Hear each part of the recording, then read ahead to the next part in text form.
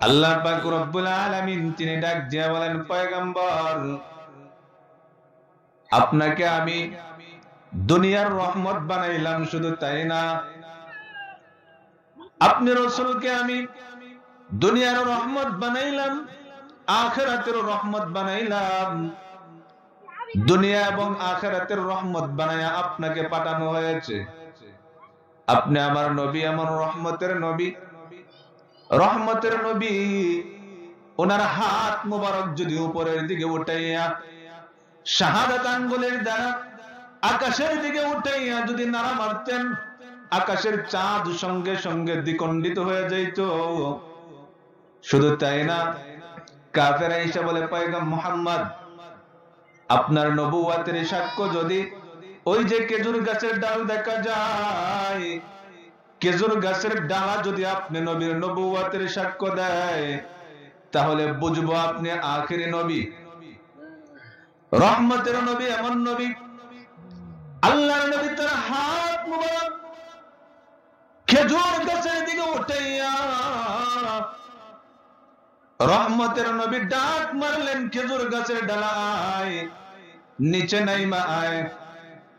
মানুষ যদি খেজুর গাছের মধ্যে উঠে যায়, মানুষ নামার সময় যেমনি নামে, খেজুর গাছের ডালা এমনি ভাবে নাইমা নবীর সামনে উপস্থিত। নবী আমার ডাক দিয়ে বলেন, এ খেজুর গাছের ডালা, বল আমি কে, বল। খেজুর গাছের ডালা থেকে উচ্চারিত হচ্ছে, আশহাদু আল্লাহ ইলাহা ইল্লাল্লাহ ওয়া আশহাদু আন্না মুহাম্মাদার রাসূলুল্লাহ। খেজুর গাছের ডালাটা সঙ্গে সঙ্গে নিচে নাইবা নবীর নবুয়তের সাক্ষ্য দিচ্ছে। শুধু তাই নয়, কাফের বেঈমানরা বলে, মুহাম্মাদের জাদু আকাশের মধ্যেও চলে, খেজুর গাছের ডালার মধ্যেও মুহাম্মাদের জাদু চলে রে।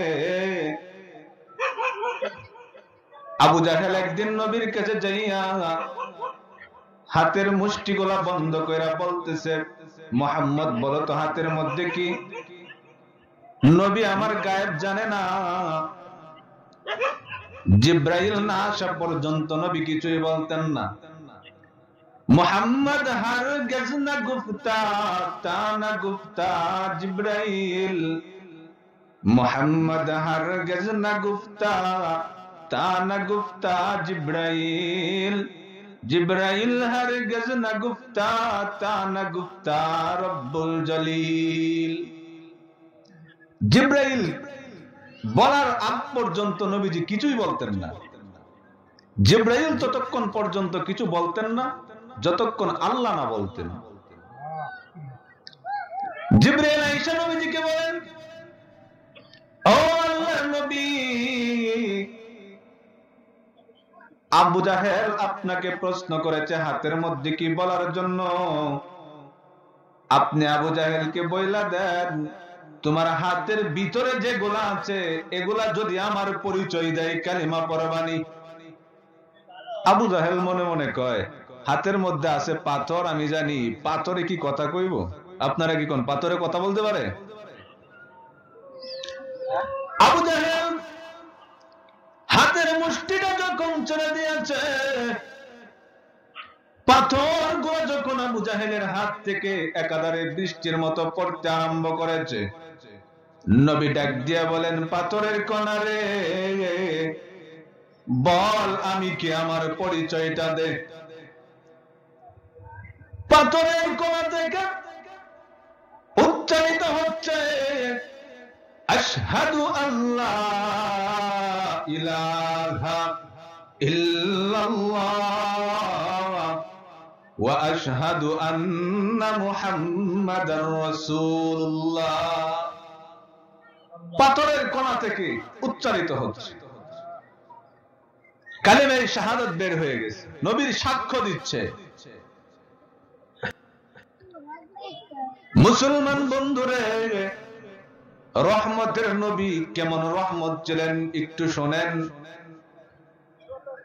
আপনারা জানেন আল্লাহ নবী হেরা গুহার মধ্যে ধ্যানে মগ্ন থাকতেন। হেরা গুহার মধ্যে নবীজি গেলেন। হেরা গুহা থেকে বের হইলেন। নবীজির ভীষণ তৃষ্ণা পেয়েছে, কোথাও পানি নাই।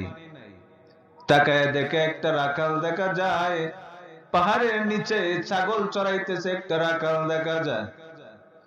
আল্লাহ নবী হেরা গুহার পার থেকে রাখাল বলে যখন একটা ডাক দিয়ে দিছে, রাখালের কানের মধ্যে যখন আওয়াজটা যায় পৌঁছলো, রাখাল আশ্চর্যান্বিত হয়ে গেলেন। হাই রে, এই পাহাড় থেকে এত সুন্দর কণ্ঠে কি আমাকে আজকে রাখাল বলে ডাক দিয়েছে? এত সুন্দর কণ্ঠ তো আমার জীবনে আমি আর কোনোদিন শুনি নাই। তাকায় দেখতেছেন, পাহাড়ের দিকে তাকাইলেন, তাকায় দেখেন এত সুন্দর একটা মানুষ, এমন সুন্দর মানুষ আমার জীবনে আর কোনোদিন দেখি নাই। মনে হইতেছে 14 তারিখের পূর্ণিমার চাঁদ গুহা থেকে বের হয়ে গেছে। হযরতে বেলাল এটা দেখে একটা দৌড় দিলেন, জয় হেরা গুহার পারের মধ্যে পয়গম্বরের সামনে দাঁড়ায় গেলেন। ডাক দিয়া বলতেছেন, কেন ডাক দিলেন? নবীজি বলতেছেন, রে রাখাল, আমার বড় পিপাসা লাগছে, একটু পানিও নাই, কিছুই নাই, তোমার ছাগল থেকে একটু দুধ দোহন করে আমাকে দিবানি? রাখাল বলতেছেন, আমার কাছে এমন কোন ছাগল নাই যেই ছাগলের বাচ্চা হয়েছে যে আপনাকে দুধ দেব। নবীজি ডাক দিয়ে বলতেছেন যে রাখাল,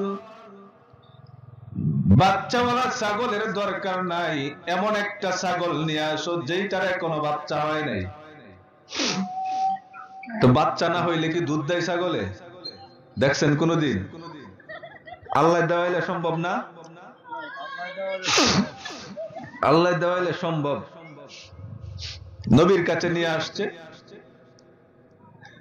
আল্লাহর নবী ওনার হাত মুবারকের মধ্যে আল্লাহ তাআলা এত মুজিজা দিয়েছেন, হাত মুবারকটা স্তনের মধ্যে লাগায় দিলেন, সাথে সাথে দুধে ভরপুর হয়ে গেছে। রাখাল যখন এই বিষয়টা দেখলো, রাখাল আশ্চর্যান্বিত হয়ে গেল। হায় রে হায়, কি দেখলাম? এটা কেমন মানুষ যে ছাগলের এখনো বাচ্চাও হয় নাই, ওনার হাত লাগায় দিছে, দুধে ভরপুর হয়ে গেছে, কেমনে হইল? রাখাল চলে গেল। রাখাল বলে, হাই, আমার পরিচয় জিগাইলো, আমি বললাম উমাইয়ার গোলাম, কিন্তু আমি তো ওনার পরিচয় জিগাইলাম না। দ্বিতীয় দিন আবার অপেক্ষা করে, হায়, একটা বার যদি আমাকে ডাক দেয় রাখাল বলে, যদি ওই মানুষটা আর একদিন আমার ডাক দিত। হঠাৎ করে নবীজি একদিন রাখাল বলে যখন ডাক দিলেন, আবার গেলেন। রহমতের নবীর চেহারা এত সুন্দর, চেহারার দিকে তাকাইয়া তার পরিচয় জিজ্ঞেস করার কথা বলে যায়, জিজ্ঞেস করার মন থাকে না। তৃতীয় দিন আবার গেছে, আবার যদি ডাক দেয়।